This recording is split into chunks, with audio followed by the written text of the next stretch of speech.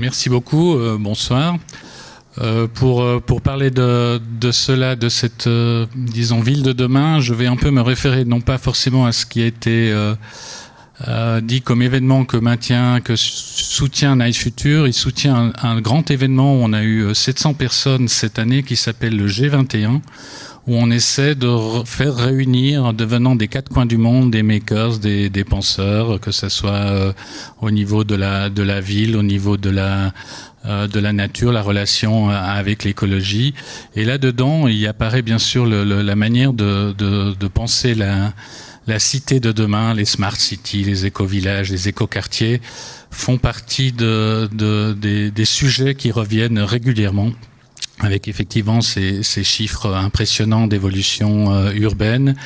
Et notre vision un petit peu sur la globale de toutes ces initiatives, elles sont un peu à l'image de ce qui se passe un peu partout maintenant. On voit émerger des tendances qui deviennent très intéressantes pour imaginer pas seulement la ville au terme technique, mais imaginer le vivre ensemble. Et par rapport à cela, on voit arriver dans les entreprises, et c'est peut-être par là que je commencerai, une vision un peu moins hiérarchique de l'organisation, ce qu'on appelle les entreprises libérées ou des entreprises à autorité distribuée.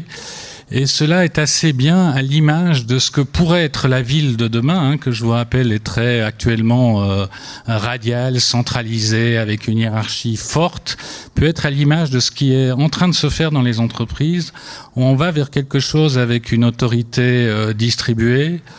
On va vers des visions organiques, c'est-à-dire la complexité s'aborde mal dans une aspect pyramidal où tout en haut il faut prendre des décisions pour tout le monde.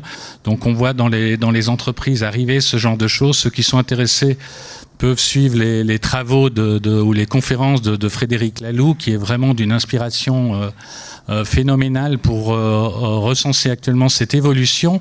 Et je crois que ce qui se passe là est vraiment l'espoir de trouver une manière de vivre ensemble qui ne soit plus à l'image de nos villes, c'est-à-dire radiale, c'est-à-dire exclusive, c'est-à-dire coupée de la nature.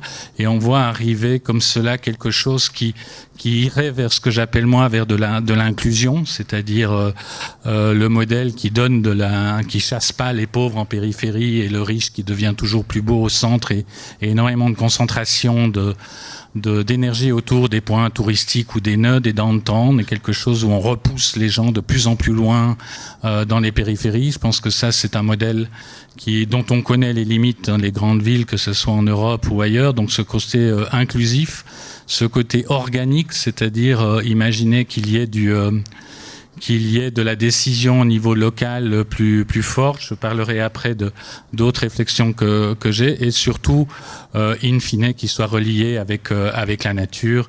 Et par rapport à là, toute la dimension de l'urban farming, de tout ce qui ramènerait de la biodiversité, mais aussi des notions productives d'une ville qui soit pas techniquement positive en termes d'énergie, mais qui soit aussi une ville qui commence aussi de se relier, et comme exemple, et je crois que par rapport à ce que l'on voit, quelles sont nos erreurs des 50 dernières années, elles apparaissent tellement en flagrant si vous regardez maintenant tous les sommes colossales, enfin au niveau budgétaire, je dirais, des moyens de régénération des cours d'eau. Si vous voyez ces images de cours d'eau droits sur des kilomètres, qui sont vraiment issus de cette vision ingénieur, ville, solution technique, et à quel point maintenant on régénère ces cours d'eau en redonnant de la vie et finalement en laissant la nature faire son travail. Je pense que cet exemple d'évolution montre aussi que dans nos villes, nous avons aussi fait ces mêmes erreurs avec quelque chose d'artificiel qui nous coupe de la nature. Et ça, c'est une inquiétude, pas une inquiétude, mais je dirais un constat qui montre que nous sommes effectivement, si on vit 50% de notre temps dans les villes coupées de la nature, je ne pense pas que cela soit ressourçant pour tout le monde. Donc ça, c'est les premiers Première grande tendance, je dirais, que l'on voit autour du G21 sur toute cette réflexion qui est transversale à la société, mais qui aura des conséquences sur la manière de vivre ensemble. L'autre remarque, et là c'est mes autres casquettes de financier, je suis aussi directeur adjoint de Swiss Sustainable Finance, j'ai des années derrière moi de gestion de fonds éthiques et particulièrement aussi d'intérêt pour tout ce qui est ce qu'on appelle le green real estate. Et dans ce cadre-là, j'avais été approché par le WWF il y a quelques années dans le cadre de leur campagne du standard qu'ils mettent en place qui s'appelle le One Living Planet, qui est un standard de quartier durable et sur lequel, et je ne sais pas si elle est là, la représentante Françoise Chapin du WWF ici Genève a engagé beaucoup d'énergie pour mettre en place une réflexion autour de ce que pourrait être une réflexion de quartier durable et comment les financer. Et disons, il y a 10 objectifs qui sont donnés. Ces objectifs sont intéressants. Ils ont été développés en partenariat aussi avec une entreprise Implenia et son responsable développement durable François Guisan. Et on arrive à des choses qui sont intéressantes parce que maintenant, on a depuis depuis l'année passée, des demandes de communes qui demandent est-ce qu'ils peuvent appliquer chez eux des quartiers qui pourraient avoir le label du WWF, le One Living Planet, des quartiers durables. Donc pas seulement énergétiques, mais aussi il y a des aspects de vie ensemble, il y a des aspects culturels et surtout, et c'est ça qui est important, il y a un processus de mise en place du quartier qui demande une participation des futurs locataires, ce qui est nouveau un petit peu dans la structure dont on fait les villes. On fait vraiment tout pour le locataire, mais rien en général par le locataire. Il y a très peu de processus de consultation. Et cette méthode One Living Planet est justement une méthode qui, dans ses objectifs, a tout un processus participatif à mettre en place. Et il y a vraiment donc je crois un à Romanel qui est en train de se bâtir là-dessus. Donc c'est porteur d'espoir de voir que il y a des choses qui se mettent en place. Et ce principe, ils ont aussi travaillé sur la logique du dernier kilomètre, la mobilité. Moi, j'ai travaillé sur les nouveaux modèles de financement et il y a aussi tout l'aspect de la biodiversité dans les quartiers. Donc, on voit maintenant un grand corpus de connaissances qui sont maintenant à assembler en vue de projets. 2 mots sur le financement. J'ai été amené à analyser des financements de très haute performance énergétique et on a un gros problème si on continue de faire financer nos immobiliers, nos villes avec des investisseurs qui ne s'occupent pas de la charge, qui s'occupent des investisseurs institutionnels, fonds de pension et autres, ont des performances énergétiques nettement moins bonnes que des coopératives ou des PPE participatives.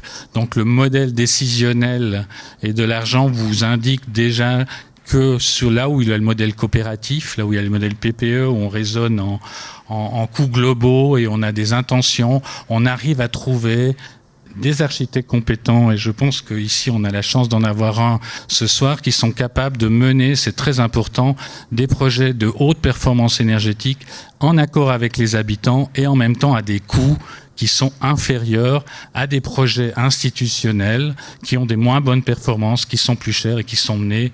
Si vous derrière, vous regardez les espaces autour et vous voyez bien si c'est une coopérative ou un institutionnel qui est derrière. Donc la structure du financement est vraiment très très différente suivant. Et le modèle coopératif, ou le modèle, si vous voulez, où les citoyens ou les futurs locataires donnent leur avis sur leurs priorités, est un modèle qui est peut-être plus en ligne avec les attentes d'une ville future, c'est-à-dire des gens qui s'occupent, qui s'investissent dans l'endroit où ils habitent, qui ne font pas des alentours un espèce de cimetière à biodiversité, mais qui en font un lieu de vie.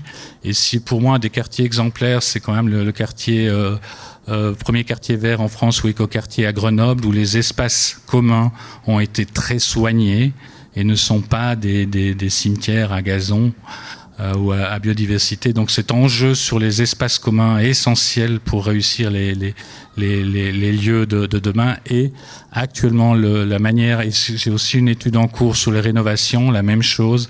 Quand ce sont des coopératives qui rénovent, elles vont plus loin, elles font mieux et elles font moins cher.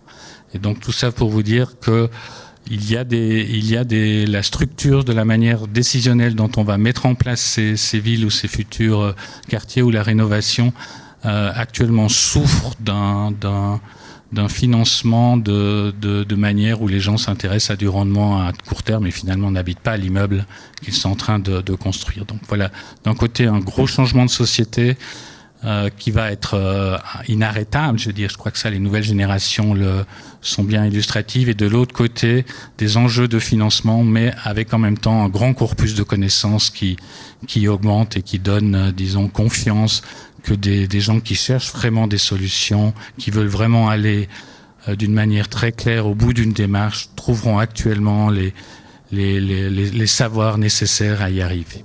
Merci.